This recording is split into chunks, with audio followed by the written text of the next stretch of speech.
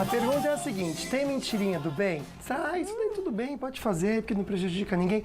Como lidar com pessoas mentirosas? As do bem e as do mal também. Quem está tirando essas dúvidas e ajudando a gente a entender toda essa situação é o psicanalista e, na verdade, também hipnólogo, Tiago Lousas. Fique à vontade para fazer a sua pergunta. E olha que interessante, Sol. Você acha que pelo rosto dá pra gente saber quem tá mentindo ou não? Então, o meu pai, não é que era mentira, mas quando ele queria pegar uma pressa na gente, ele levantava a sobrancelha assim do lado direito. Tem gente que puxa a boquinha assim.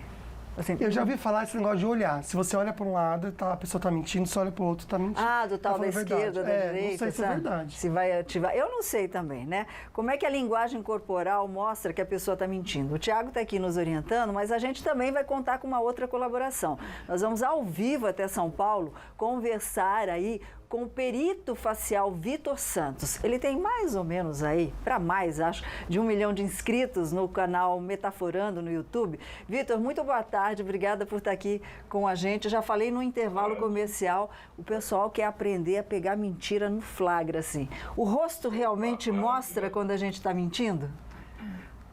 Boa tarde, pessoal. Boa tarde, Thiago. Boa tarde, Lucas. Boa tarde, gente. Sobre a face, né, o que acontece? Só assim, dando uma especificação aqui, até na minha base de formação mesmo, como perito, na literatura científica, acadêmica, não existe nenhum sinal da mentira, não existe lá. Aí, sempre que a pessoa fizer este sinal, então, de fato, ela estará dissimulando. Tanto é que o que existe de forma científica é a análise não verbal em prol ali da avaliação do comportamento dissimulado. Isso, inclusive, é utilizado pela Behavioral Law, Polícia Científica da Espanha, FBI, SWAT, entre outros órgãos aí. O que acontece na face, né? A gente tem alguns comportamentos que eles são ali repetitivos, eles ocorrem com grande frequência durante a dissimulação. Lembrando que a dissimulação, até como já foi comentado aqui no programa, né? Não é aquela coisa do dia a dia.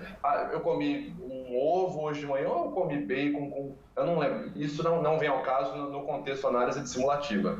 Seria a análise daquela mentira perigosa, por exemplo, adultério, um roubo, um furto, um prejuízo numa negociação comercial. Então, o que acontece na face? Foi descoberto pelo Paul Ekman e Wallace Friesen, no fim da década de 60, as microexpressões faciais, que basicamente são ali pequenas contrações que ocorrem na nossa face quando a gente expressa uma emoção genuína no cérebro. Basicamente, quando a gente expressa o medo, a expressão de medo, em um curto espaço de tempo, com uma grande frequência, geralmente utilizando ali as contrações do músculo risórios, que gera esse efeito na face, certo? Esticando a boca, os cantos dos lábios lateralmente, e juntamente com a musculatura do soquete dos olhos, elevando a pálpebra superior, a expressão geralmente é uma variação disso aqui, essa microexpressão, quando ela ocorre várias vezes em um curto espaço de tempo, geralmente os pesquisadores podem dizer que isso está ocorrendo um caso de detection apprehension, ou o medo de ser pego mentindo. Basicamente, quando o mentiroso está num processo de high stakes, alto risco, ele está ali negociando. Putz, se eu for pego, vai acontecer tal coisa. Mas em contrapartida, se eu conseguir enganar, eu vou ter tal recompensa. Porém, se eu for pego, a minha punição é determinada. Essa carga emocional e cognitiva, ela gera ali uma pressão no mentiroso e aumenta os sinais do sistema nervoso autônomo dele. O que é muito similar às respostas de ansiedade capturadas ali pelo polígrafo, né? Que pega sinais psicofisiológicos. Quando esses sinais aumentam, a pessoa começa a experienciar ali várias emoções. E a que acontece, né, majoritariamente, na maioria dos casos, é o medo de ser pego mentindo. Então a pessoa está ali conversando e ela não para de fazer microexpressões de medo. Né? Você tem certeza do que você está falando, Vitor? Tenho. Claro, sem problema. Engasga, trava. Tranquilo aqui. Esse lábio aqui, né, geralmente a gente consegue observar a cada dentária inferior, especificamente na região lateral, a mais amostra por conta do A20 que se estica, né? Quando essa microexpressão de medo ocorre com uma grande frequência, muito provavelmente essa pessoa pode estar em um caso de detection apprehension, medo de ser pega mentindo. Uma ressalva interessante, como eu falei, não existe um sinal específico. Esse medo pode ser de qualquer outra coisa. O cara pode estar pensando, putz, não entreguei o trabalho hoje, putz, eu não entreguei meu relatório. E não tem nada a ver com mentira. Via de regra, é sempre bom ali observar mais de um sinal em um curto espaço de tempo. Vitor, infelizmente eu queria ficar a tarde inteira com você e com o Tiago aqui falando sobre esses sinais e a mentira. Vamos ver se a gente consegue trazer você ao vivo aqui também para ensinar pra gente esses sinais, tá ok?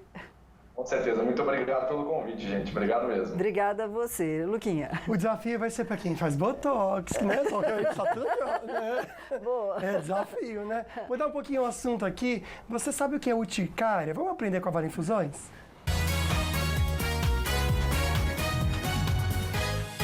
Meu nome é Fernanda Caldeira, eu sou dermatologista da Vale Infusões e hoje a gente vai falar um pouquinho sobre urticária. A urticária é uma patologia de pele do grupo das alergias, muito conhecida por conta da sua forma na pele, são as urticas, que parecem aquelas picadas de inseto gigantes. As lesões, elas são bem características, né? Elas podem ser isoladas de pequenas lesões ou elas se juntarem e formarem grandes lesões. A principal característica da urticária é o prurido, é a coceira, que pode ser leve, moderado ou grave, que limita a vida do paciente, isso interferindo no sono, interferindo no trabalho. Existem tipos de urticária. Urticária baseada no tempo, né?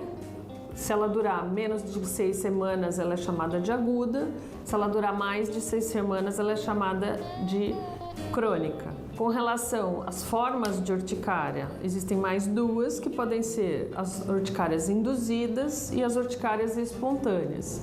As induzidas pode ser por alimento, pode ser por uma medicação, pode ser pelo calor, pode ser pelo frio, pode ser pela pressão. Existem as formas graves que podem evoluir da urticária, que a gente chama de angioedema, que são aqueles quadros alérgicos que há inchaço da boca, inchaço das pálpebras.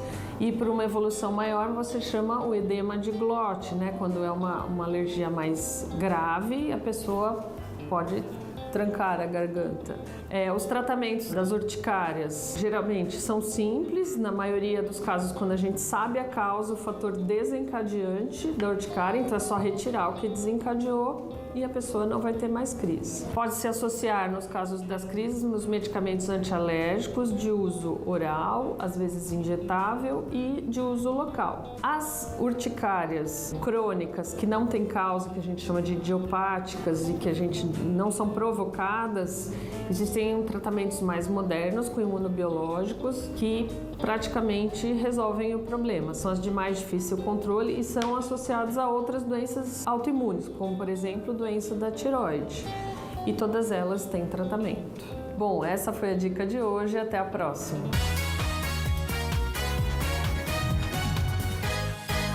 Nossa, tanta pergunta legal aqui. Eu acho que o passarinho voltou pra cá, né, gente? Você ouviu, Sol? Ah, é verdade. Voltou, ele vai, ele gostou daqui, que bom, né? Olha que interessante. Ele tá ali em cima, olha ele aqui, tá, ó. que bonitinho. Tá em cima da minha cabeça. Ele visitou, a gente não dá pra vocês. Um dia a gente vai mostrar pra vocês, eu mostro aqui com o celular. Mas olha que interessante, você que é mãe de adolescente, uma perguntinha aqui, ó. Boa tarde. Como lidar com a mentira na fase da adolescência? A mentira deve ser castigada ou a melhor opção é conversar? Sem dúvida, a melhor opção é a conversa. Quando você conversa, você mostra e está construindo até no adolescente ali a parte do caráter dele, né? Quais as dificuldades que tem se mentir, o que acontece dentro de uma relação se houver essas mentiras. Então, quando se estabelece a verdade, por mais que às vezes doa e se coloca isso para ele, às vezes ele começa a lidar melhor até com as suas próprias frustrações ali e começa a entender que dentro de uma relação isso é extremamente importante. Já começa a moldar o que é saudável para uma relação, até para pais e filhos, né? E tem que dar o exemplo, né? Porque o pai fala assim, não mente. Aí toca o telefone e fala, ai filho, atende e diz que eu não tô. Né, Luquinha? Não, é interessante que o que você acabou de falar, Thiago, é a educação. É o processo de pai e mãe educar o filho, é isso, né, gente? Posso pegar ele? Ai, cadê? Onde Aí, ele tá? não, tá aí na tela o que você vai mostrar. Ah, entendi. Eu achei que fosse passarinho, louca. A situação aqui, gente. Ó, o que eu só tô falando é o seguinte, o jogador Cristiano Ronaldo, ele já recebeu uma série de homenagens durante a carreira, né? Mas essa é, no mínimo, diferente e deliciosa. É uma estátua em tamanho real e de chocolate. A homenagem foi feita pelo chocolateiro Jorge Cardoso, que é português, radicado na Suíça, e já foi até campeão do mundo na Copa do Mundo Culinária em 2018. Só. Imagina, olha, tanto tempo para comer o São chocolate. 120 quilos, 1,82 m, 86 de altura. Tem só. Cristiano Ronaldo para muita gente. Nossa, que delícia. Eu amo chocolate, dá vontade de comer mesmo. Olha que bacana, no próximo bloco a gente volta a falar com você sobre mentira. Não sai daí que vai ser bem legal, mas agora aquele momento de carinho. Feliz Carnaval falando nisso! Beijo!